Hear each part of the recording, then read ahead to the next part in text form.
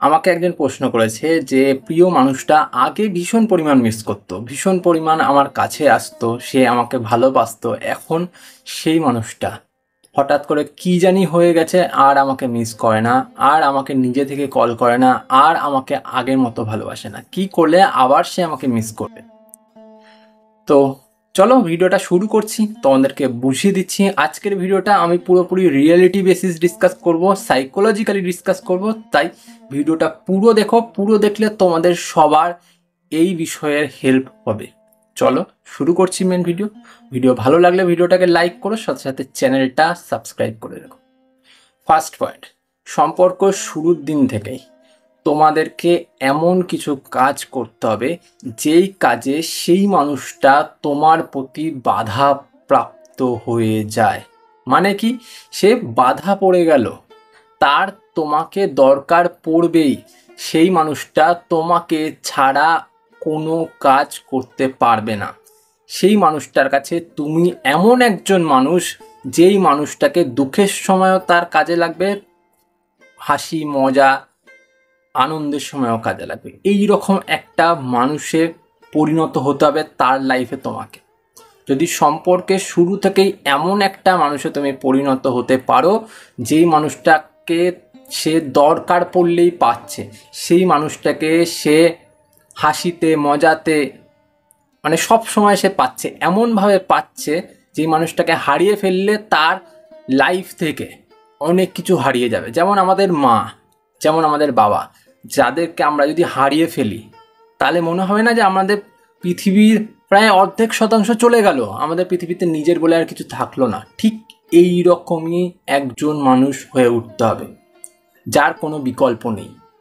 তাহলেই কিন্তু সেই মানুষটা তোমাকে মিস করবে, সেই মানুষটা তোমার জন্য সবসময় কাঁদবে, সেই মানুষটা তোমার জন্য অল টাইম দৌড়ে বেড়াবে তোমার পেছন। বুঝতে পারলে? সেকেন্ড পয়েন্ট, একটা জিনিস ভেবে দেখবে, যেই জিনিসটা আমাদের ভীষণ প্রিয় কিন্তু আমাদের কাছেই আছে, সেই জিনিসটাকে আমরা সব সময় মিস করি না।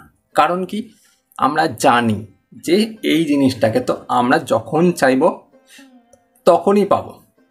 কারণ কি, সেটা আমাদের প্রিয় জিনিস, আমরা আগলে রেখেছি।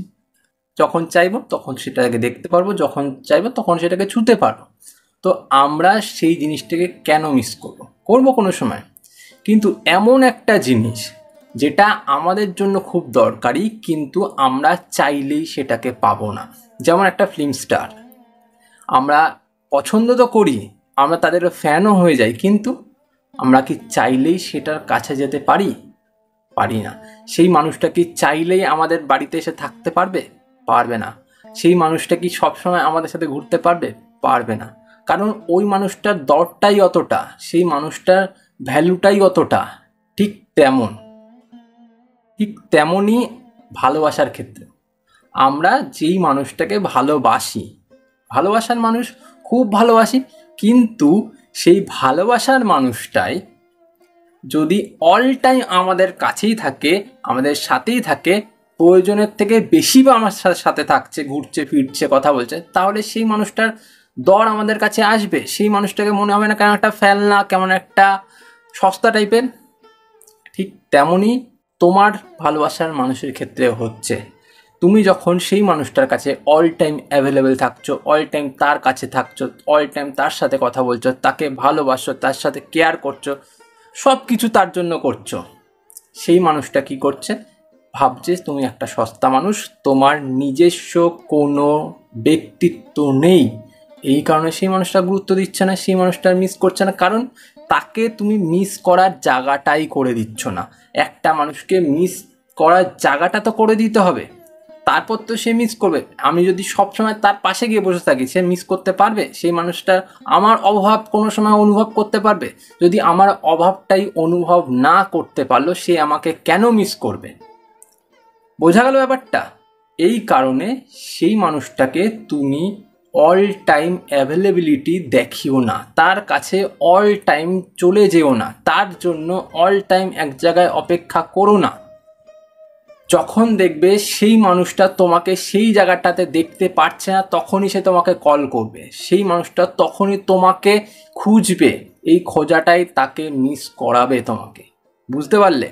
আর এই সময়টাতে তুমি খালি জায়গায় কোনো রকে আড্ডা মেরো না, কোনো জায়গায় বন্ধুদের সাথে গল্প করো না, নিজেকে ডেভেলপ করার চেষ্টা করো, নিজেকে উন্নত করার চেষ্টা করো।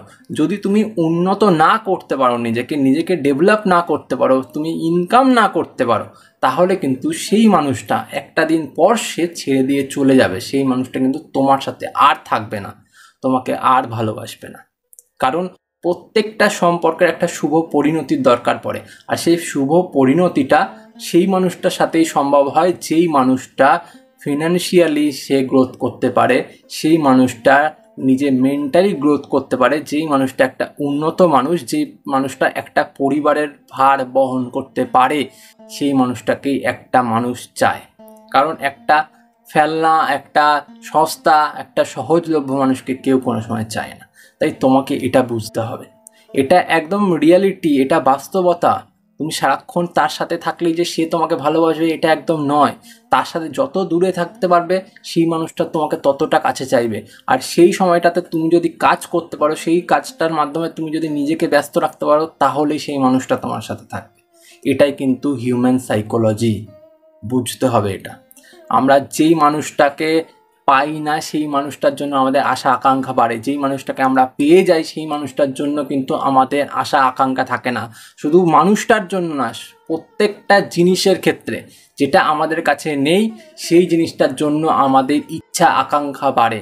যেই জিনিসটা আমাদের কাছে চলে আসে সেই জিনিসটা আমাদের কাছে ভ্যালুলেস হয়ে যায়। বুঝতে পারলে? তাই তোমাদেরকেও সেই রকম হতে হবে যাতে সেই মানুষটা তোমাকে মিস করার সুযোগটুকু পায়। কেমন? থার্ড পয়েন্ট, সম্পর্কে সব ডিসিশন কোনো সময় নিজের কাঁধে তুলে নিও না। এটা কোনো সময় না কিন্তু যে তুমি সম্পর্কের ডিসিশন নিজে নিলেই সম্পর্কটা তোমার জন্য খুব ভালো হয়ে যাবে, সম্পর্কতে তোমার মূল্য অনেকটা বেড়ে যাবে। এটা ভালোবাসার ক্ষেত্রেও, এটা বন্ধুত্বের ক্ষেত্রেও। সব কিছু ছোট ছোট ডিসিশন যদি তুমি নিতে শুরু করো, ধরো মনে করলাম যে তুমি পুজোতে ঠাকুর দেখতে গেছো, সেই পুজোতে ঠাকুর দেখাকালীন তুমি যদি বলো যে আমি এই ঠাকুরটাই দেখবো, এই ঠাকুরটা ছাড়া অন্য কোনো ঠাকুর দেখবো না, তোমার বন্ধুরা বলছে না আমরা অন্য জায়গার ঠাকুর দেখবো। আরে প্রতিমা তো সব জায়গায় সমান, তুমি ওখানে গেলেও আশীর্বাদ পাবে, এখানে গেলেও আশীর্বাদ পাবে। তো তুমি যদি নিজের ডিসিশনটা প্রেরণ করো যে না আমি ওখানেই যাব, তাহলে তোমার সাথে কোনো বন্ধুই ঘুরতে যেতে চাইবে না। ঠিক সেই রকমই ভালোবাসার ক্ষেত্রেও হয়।